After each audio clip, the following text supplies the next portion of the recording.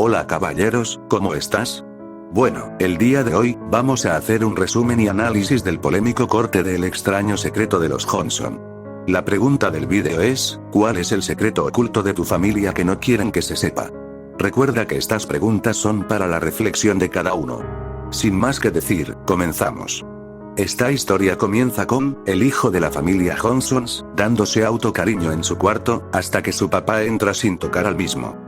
Por instinto el niño se tapa y se molesta. El padre, al notar lo que hacía su hijo, decide sentarse a su lado y platicar con él, tratando de ser un papá de mente abierta, le dice que no tenga vergüenza por estos actos y no hay nada de malo en ellos. La plática se pone incómoda, debido a que al final el padre le dice, que lo ama y el niño feliz, como si recibiera una especie de aprobación por esto, le dice también que lo ama, pero con mayor emoción, para posterior cerrar la puerta, el niño se acuesta y se ve en su mano, que él estaba sacando a pasear la marmota con la foto de su papá joven, lo que da a entender que lo admira a tal punto, que lo ama. Esto es curioso y recuerda a los estudiantes de los filósofos en los tiempos de la antigua Grecia, que admiraban tanto a sus maestros que solo los amaban a ellos, no dando a entender que son gays, sino que su admiración pasa a tal punto, que se vuelve deseo y pertenecía. Me parece que empieza muy fuerte este corto, porque es mucho más incómodo hacer una relación gay de padre a hijo. Que si esta hubiera sido de madre a hija o de madre a hijo. Observamos después, de una manera simbólica y literal, que la admiración de Isaías llega a tal punto, de solo mirar a su padre en la foto familiar, como si el propósito de su vida fuera existir para su padre. Pasan 14 años, Isaías está casado. Mientras vemos cómo posan para la foto familiar, Isaías le da las gracias a su papá por todo, pero se ve como él baja su mano, hasta tocarle su parte trasera a su papá, demostrando que tiene dominio sobre él. Y el papá con impotencia solo cierra los ojos y aguanta el abuso. Mientras podemos observar que los Johnsons parecen ser una familia de estatuas en su fiesta y a sus invitados contentos, mientras vemos a la madre pasear con felicidad y atender a sus invitados. Posterior ella busca a su esposo y hijo, debido a que estos dos no los mira, para después observar cómo en una cerca, como se escuchan ruidos, mira en el agujero de la cerca, para observar a su esposo y hijo, hablando, pero de una manera muy íntima y incómoda, observa cómo su hijo domina a su padre a tal punto, que este con miedo se inmuta, mientras su hijo comienza a abusar de él. La madre observa este suceso, atónita, pero decide guardar silencio, pues esto podría arruinar su estatus, negando la verdad y sonriendo falsamente. Pasamos a una escena, donde se observa que la familia está por cenar, hasta que la madre le pide a Isaías, que le hable a su padre para cenar. En la oficina del papá, podemos ver que él es escritor, y se encuentra en su monitor redactando un nuevo libro, pero este es diferente, porque habla de su relación con su hijo, contando sus verdades y cómo comenzó esta misma. Podemos ver que esto lo hace con miedo, como si este estuviera haciendo algo malo. Podemos entender que Isaías controla su vida, al ser tan invasivo, y él en sus momentos de soledad, parece que desahoga esta culpa, escribiendo su historia desde la perspectiva suya. Al escuchar unos pasos, él trata de cerrar el archivo, pero el monitor se traba y no puede cerrarlo. Podemos ver el miedo en su cara, demostrando que está en el papel de víctima en estos momentos. Isaías solo se asoma y le avisa.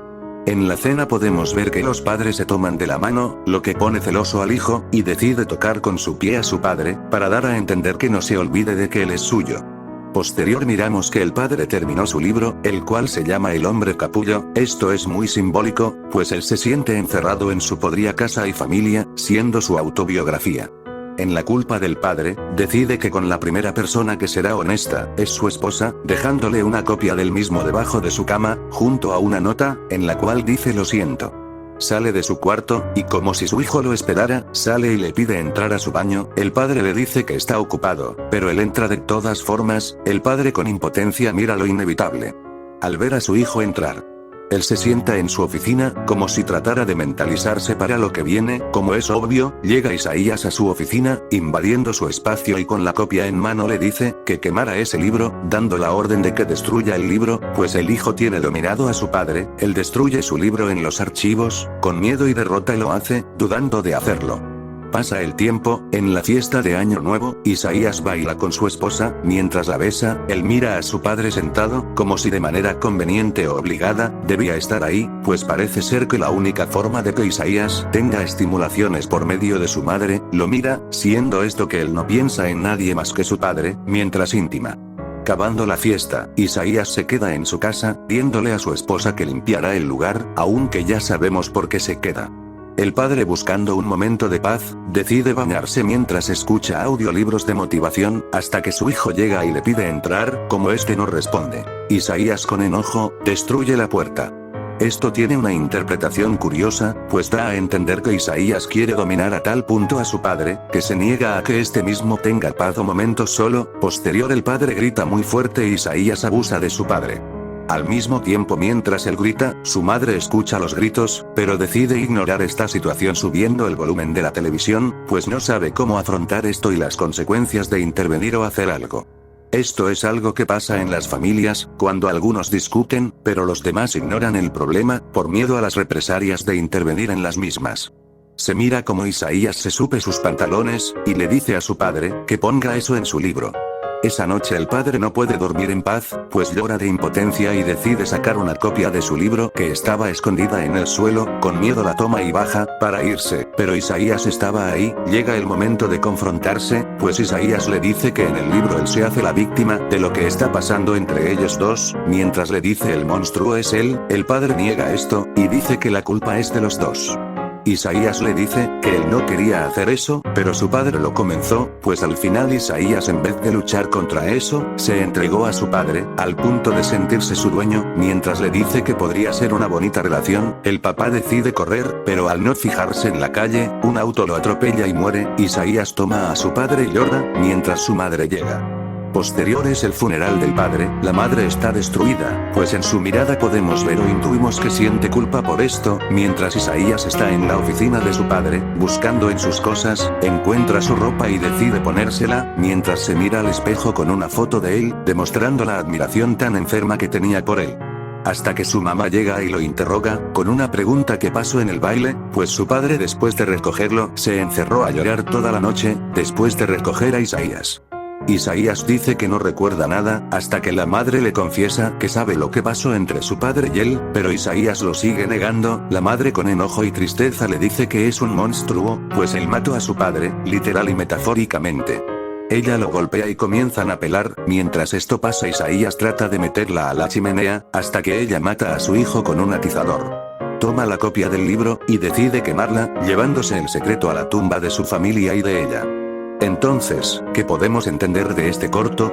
Bueno, jamás se da a entender qué pasó en realidad entre ellos, aunque se da pistas de que pudo provocar el inicio de esta enferma relación. Es algo que queda más a la deriva.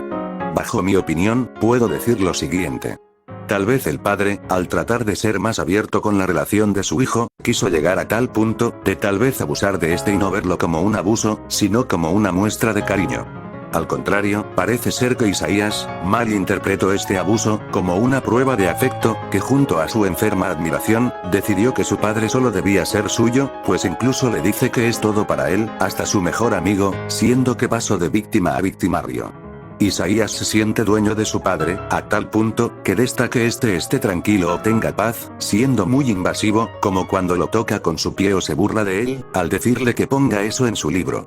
El padre, parece que se da cuenta tarde de su error y solo sucumbe a las consecuencias de sus actos, pues este no hace nada, por miedo y culpa, pues sabe que él provocó esto tal vez, y se siente responsable, siendo su única forma de desahogo, escribir esta historia, desde su perspectiva de víctima, para tener la esperanza de que alguien empatice con él. La madre es la víctima de esta relación hasta cierto punto, pues al ser cómplice al no revelar el secreto, para detener a su hijo, decide tomar justicia con sus propias manos y que el secreto nunca sea revelado, pues le da más miedo que el mundo sepa lo que pasó en las paredes de su casa, que perder a su familia. Considero que es una víctima hasta cierto punto, porque entra en un dilema, al buscar el estatus de su familia o el bien de su propia familia, cosa que decide terminar, con la pérdida de su esposa. Siendo que es literal que Isaías es el culpable de la muerte de su padre, pero también de manera metafórica, pues su padre estaba muerto por dentro, solo siendo un esclavo que obedece sin titubear a su hijo, pues se siente el culpable de que esto pase. Considero que aunque grotesco, el mensaje da a entender que los problemas de las familias, parece que siempre se quedan en casa, y por más grandes que sean, es mejor que un familiar o varios sufran por estos, a que las personas sepan lo que pasa. buen corto, crudo y bien hecho, sin caer en las palabras de típico crítico promedio de YouTube, decidió terminar mi crítica aquí, siendo que dime, ¿qué opinas de El extraño secreto de los Johnsons? Sin más que decir, hasta luego y recuerda. Si las paredes de tu casa pudieran hablar, ¿crees que solo contarían historias de alegrías y sonrisas?